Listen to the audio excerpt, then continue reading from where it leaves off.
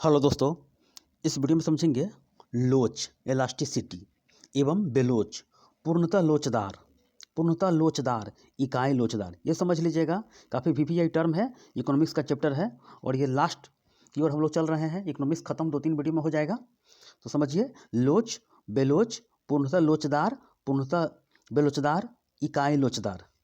इसका जो फार्मूला है ये सब समझिएगा, समझ लीजिएगा। एग्जाम में क्वेश्चन बनता है ये, यूपीएससी के एग्जाम से लेके पीसीएस एग्जाम, सारे एग्जाम एसएससी के लिए तो बहुत बनता है ये एग्जाम में, तो ये समझ लीजिएगा। लोच बेलोच, देखिए लोच क्या होता है, किसी चीज़ का मूल्य घटने बढ़ने से मूल्य में परिवर्तन होता है, मांग में परिवर्तन होता है। मूल्य घटने बढ़ने से मांग में परिवर्तन होता है, यानी कि मूल्य परिवर्तन होता है। मूल्य परिवर्तन होगा, मांग में घटना या बढ़ना जरूर होगा। किसी चीज़ का मूल्य बढ़ा देंगे तो मांग में घट जाएगा उसका, और घटा देंगे मूल्य उसका तो मांग में परिवर्तन होगा, यानी कि मांग बढ़ जाएगा। किसी चीज़ का मूल्य घटाएंगे मांग बढ़ जाएगा, मूल्य बढ़ाएंगे मांग घट जाएगा। यही होता है लोच। और जिसका बेलोच वो होता है जब मूल्य में परिवर्तन करने पर भी मांग में परिवर्तन न होता है। जब मूल्य में परिवर्तन करने पर भी मांग में परिवर्तन नहीं होता है। जैसे आवश्यक वस्तु, कंपल्सरी गुड्स, यानी कि लेना है लोगों को, ज़रूरत के हिसाब से लेगा ही लेगा। जैसे नमक हो गया, दवा हो गया, ये सब लोग लेता है। अगर कितना भी कीमत बढ़ जाए लोग लेगा। तो जब मूल्य में परिवर्तन करने पर भी मांग में परिवर्तन न हो, उसे बेलोच कहते हैं। ये समझ गया। उसके बाद समझेंगे पूर्णतः लोचदार इकाई लोचदार। आइए समझते हैं। इसका फार्मूला याद कर समझ लीजिएगा तो एक बार में इसका क्लियर हो जाएगा। एक गौर से समझिएगा, काफ़ी महत्वपूर्ण है ये टॉपिक। लोच इलास्टिसिटी, वस्तु के मूल्य में परिवर्तन के साथ साथ मांग में परिवर्तन भी हो जाए। वस्तु के मूल्य है और उसके मांग में भी परिवर्तन होता है। एक वस्तु का दाम बढ़ाएंगे तो मांग घट जाएगा, मूल्य घटाएंगे तो मांग बढ़ जाएगा। यही होता है लोचदारी, यानी कि मूल्य घटने बढ़ने पर परिवर्तन होता है। ये समझ गए। अब देखिए इसका फार्मूला क्या होता है। लोच ई बराबर क्या होता है, परिवर्तन, यानी कि डेल्टा से इसको डिनोट किया जाता है। डेल्टा डी, यानी कि डी से डिमांड हो गया और पी से क्या हो गया, प्राइस हो गया। तो डेल्टा डी बटा डेल्टा पी होता है इसका फार्मूला, समझ लीजिएगा। ये समझिए लोच हो गया, एक तरफ डिमांड हो गया और एक मूल्य होगा। इसी पर सारा का सारा ये खेल है, लोच बेलोच। देखिए इसका क्वेश्चन समझ लीजिए। किसी वस्तु के मूल्य में 5% की कमी किया गया, किसी वस्तु के मूल्य में 5% का कमी किया गया, उसके बाद उसके मांग में 20% की वृद्धि हुई, यानी कि मूल्य कमी कर दिया तो मूल्य तो बढ़ेगा ही। देखिए तो इसका लोच क्या होगा, तो डेल्टा डी बटा डेल्टा पी बराबर क्या होता है, उसके मांग में परिवर्तन, यानी कि डिमांड कितना हो गया तो 20% वृद्धि हुआ, और पी क्या हो गया, प्राइस हो गया, तो 5 हो गया, कमी किया गया तो 5 चुका 20, तो 4% इसका आंसर आया। तो यही होता है लोच होता है, समझ गए। अब देखिए आगे समझते हैं। बेलोच क्या होता है। बेलोच, किसी वस्तु के मूल्य में परिवर्तन करने पर उसके मांग में परिवर्तन नहीं होता है, उसे बेलोच कहते हैं। यानी कि मूल्य कितना ही बढ़ जाए लोग खरीदेगा ही, तो मांग में परिवर्तन नहीं होता है। जैसे आवश्यक चीज़, नमक, दवा इत्यादि लोगों के ये ज़रूरत की चीज़ है तो ये लोग खरीदेगा। ये समझ गए। आवश्यक चीज़ यानी कि रोज़ जो यूज करता है लोग, समझे, नमक है, दवा है इत्यादि, ये सब का समझ के रखिएगा। जिसके मांग में परिवर्तन नहीं होता है, मूल्य बढ़ेगा भी या घटेगा भी, समझ गया। अब आगे समझते हैं। देखिए लोचदार मांग, लोचदार मांग समझ लीजिए। लोचदार मांग क्या होता है, जब कीमत में कम परिवर्तन हो, जब कीमत में कम परिवर्तन हो, कीमत समझ रहे, प्राइस कम परिवर्तन हो और मांग में अधिक परिवर्तन हो जाए। ग्राफ से समझिएगा, ये ग्राफ पर ज़्यादा बेस्ट ये क्वेश्चन रहता है। ये जब कीमत में कम परिवर्तन, यानी कि प्राइस में, जैसे प्राइस देखिए इतना हो गया, थोड़ा परिवर्तन हो गया, जैसे 5 से 7 रुपये हो गया, समझ गए। तो जब कीमत में कम परिवर्तन हो और मांग अधिक परिवर्तन हो जाए, मांग बहुत ज़्यादा हो जाए, मांग बहुत ज़्यादा हो जाए, देख रहे हैं, मांग बहुत ज़्यादा हो जाए तो उसे लोचदार मांग कहते हैं। इसका होता है ई बड़ा हो गया 1 से, ठीक है, ई बड़ा हो गया 1 से, यानी कि ग्रेटर देन 1 हो गया, ई बड़ा हो गया 1 से, ठीक है। इसका यही फार्मूला होता है।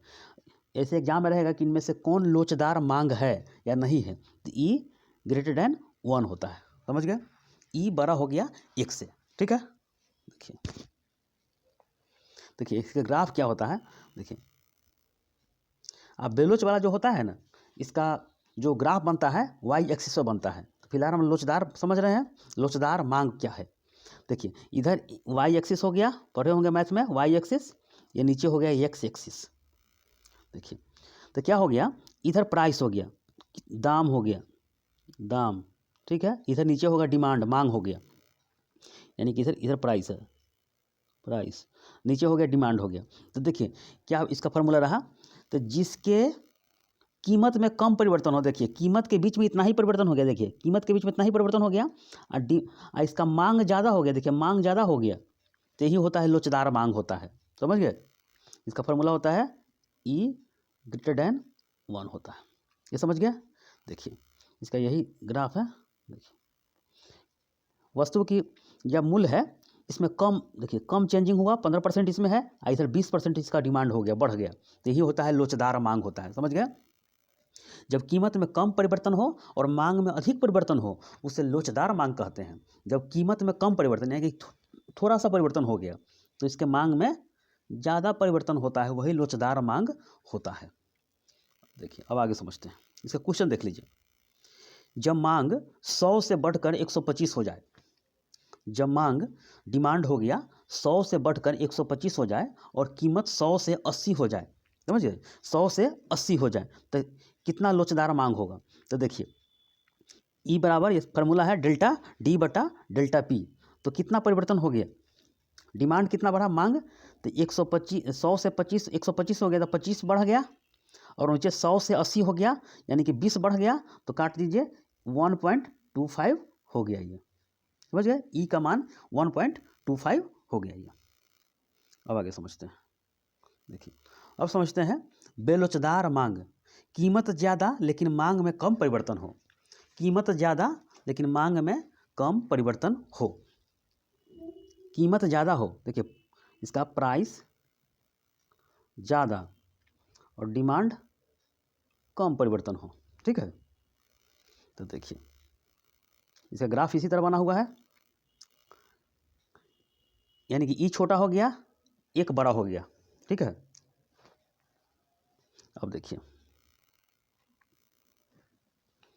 इसका जो प्राइस है, देखिए इसका प्राइस में ज़्यादा परिवर्तन हो गया, मूल्य में ज़्यादा परिवर्तन हो गया, और इसका डिमांड कम परिवर्तन होगा, यही हो गया आपका क्या, बेलोचदार मांग हो गया।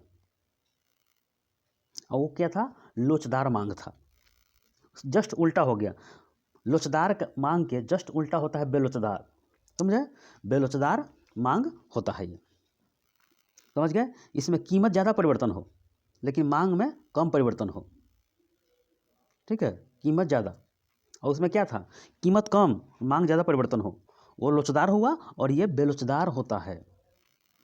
अब देखिए इसका ग्राफ ऐसा ही बनेगा, ग्राफ जरूर बनाइएगा, एग्जाम में लिखना भी पड़ता है, मेंस के एग्जाम में, चाहे ये क्वेश्चन एग्जाम में ग्राफ देकर भी कहेगा कि इनमें से कौन सा बेलोचदार मांग है, इस तरह आप इसका इंडिकेशन कीजिएगा। अब देखिए क्वेश्चन देखिए, जब कीमत 100 से 80 हो जाए लेकिन मांग 100 से 110 हो जाता है, जब कीमत 100 से 80 हो गया लेकिन मांग डिमांड 100 से 110 हो गया, तो बेलोचदार मांग क्या हो गया। तो देखिए E बराबर क्या होता है, तो मांग क्या होता है, डेल्टा D, तो मांग में क्या परिवर्तन हुआ, तो देखिए इसका 100 से 110 हो गया, 10 हुआ, और नीचे 100 से 80 हो गया, यानी कि 20 हो गया, 1/2, तो 0.5 हो गया, 0.5 हो गया, समझ गए, 0.5 हो गया, E बराबर क्या हो गया, 0.5 हो गया, तो यही होता है इसका उदाहरण। अब देखिए अब समझते हैं पूर्णतः लोचदार मांग, यही 5 फार्मूला पर बेस्ड है, ये लोचदार, ये लोच टॉपिक। पूर्णतः लोचदार मांग, कीमत अपरिवर्तित रहे, यानी कीमत परिवर्तन नहीं हो लेकिन मांग बदलती रहे, पूर्णतः लोचदार होता है।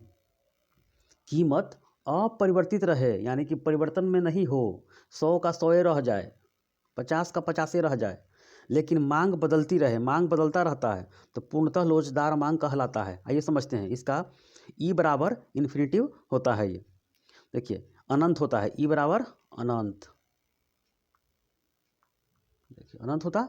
देखिए यह वास्तविक जीवन में नहीं देखा जाता है, इसमें ग्राफ एक्स एक्सिस के समानांतर बनता है, एक्स एक्सिस के समानांतर बनता है, यह लोचदार है। यही पूर्णतः जो बेलोचदार होगा तो वाई एक्सिस के समानांतर बनेगा, लोचदार ऐसे बन गए एक्स एक्सिस पर, अब बेलोचदार वाई पर बन गया। देखिए यह वास्तविक जीवन में नहीं देखा जाता है, इसमें ग्राफ एक्स एक्सिस के समानांतर बनता है।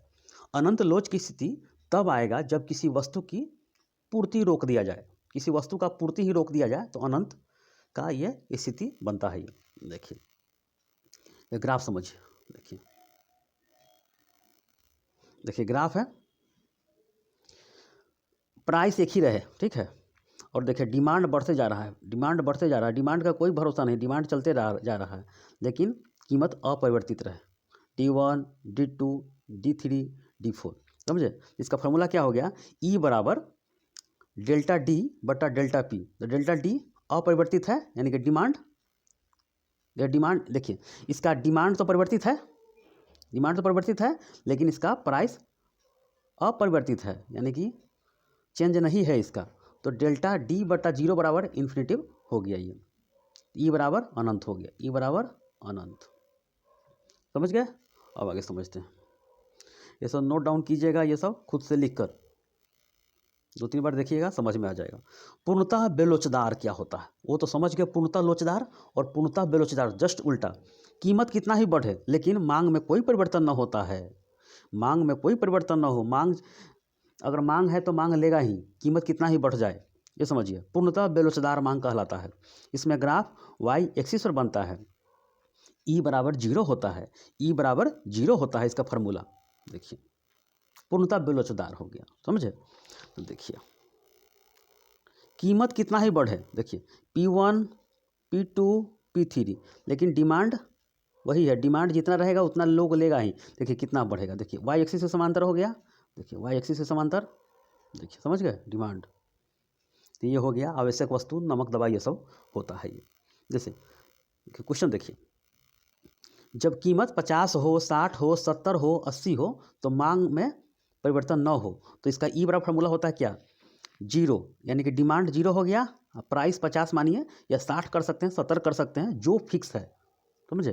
तो इसका 50-60 फिक्स नहीं होता, यानी कि 50 हो गया रुपया, 60 रुपया हो गया, 70 हो गया, प्राइस का दाम कितना ही बढ़े लेकिन डिमांड में नो चेंज, तो ये जीरो इसका आंसर हो गया ये। अब आगे समझते हैं, एक और टॉपिक है, देखिए हाँ एक होता है लास्ट है इकाई लोचदार मांग। इकाई लोचदार मांग क्या होता है, जब कीमत में परिवर्तन, जब कीमत में परिवर्तन अब मांग के परिवर्तन के बराबर हो, यानी कि दोनों बराबर हो जाए, कीमत में परिवर्तन और मांग में परिवर्तन के बराबर हो जाता है, तो वही होता है इकाई लोचदार, यानी कि इकाई का मतलब 1, ई बराबर 1 यूनिट, ई बराबर 1 हो जाएगा ये, यानी कि दोनों बराबर हो जाए। इसे 45 डिग्री के कोण पर एक सरल रेखा बनता है, देखिए ग्राफ से समझिए, मांग बराबर कीमत इसका हो जाएगा फार्मूला, देखिए देखिए यहाँ ई बराबर हो गया डेल्टा डी बटा डेल्टा पी बराबर 1 हो गया, दोनों बराबर हो गया, तो ई बराबर 1 इसका फार्मूला आ गया, ये समझ के रखिएगा, ई बराबर 1 हो गया, इकाई लोचदार हो गया, समझ गया। अब देखिए इसका फार्मूला क्या होता है, देखिए इकाई सरल रेखा है, 45 डिग्री का एंगल पर कोण बना हुआ है, ये वाई एक्सिस, ये नीचे वाला एक्स एक्सिस, दोनों 10% की वृद्धि हो रहा है, डिमांड है 10%, जितना वस्तु की कीमत उतना वस्तु की मांग की मात्रा हो गया, यानी कि डिमांड की मात्रा हो गया, दोनों बराबर हो गया, ई बराबर 1 हो जाएगा, यही आपका इकाई लोचदार मांग होता है। अब आगे देखिए, एक देखिए ये लास्ट है, ये टॉपिक है क्रॉस इलास्टी। इसमें दो अलग अलग वस्तुओं की तुलना की जाती है, जैसे कोई व्यक्ति है, दो व्यक्ति है, दोनों का तुलना करते हैं, उसी प्रकार इसमें क्रॉस इलास्टी यानी कि इसमें दो वस्तुओं की अलग अलग तुलना किया जाता है। फार्मूला सेम टू सेम है, सिर्फ थोड़ा परिवर्तन है, चेंज करना है, ई बराबर डेल्टा डी बटा डेल्टा पी तो होता ही है।